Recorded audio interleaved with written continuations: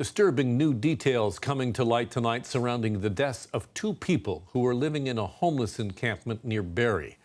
Investigators insist they were not random murders. Instead, the two victims were familiar with their alleged killer. Nick Westoll joins us live from Barrie. Nick, we have to start with a warning. Some of these details are very graphic. What's the latest from police? Yeah, Alan, this is a case that has been talked about in Barrie for weeks now. And here at this former encampment for people experiencing homelessness, this makeshift memorial is the lone reminder of the tragedies that happened here. Barrie is a safe community. Incidents like this are shocking and understandably shake our community, but they are exceedingly rare. Barrie's police chief and investigators provided a long-awaited update on the deaths of two men. What began as a missing person investigation in January of this year was grown into one of the largest investigations Barrie police have ever had.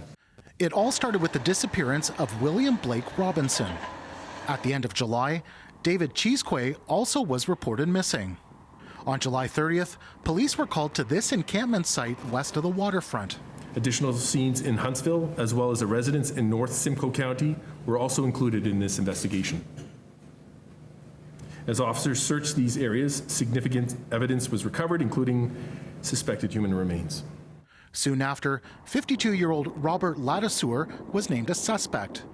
They say OPP arrested him in Midland on August 2nd. The accused and victims were known to one another and all lived in the encampment on Ann Street at some point in time. He was charged with various firearms and dangerous driving offenses. Less than 2 weeks later, additional charges were laid, including murder in the second degree, murder in the first degree, indignity to a dead body, 2 counts. Since that time, police haven't released any further details. I want to reassure our community that this appears to be an isolated occurrence. They say the investigation is ongoing.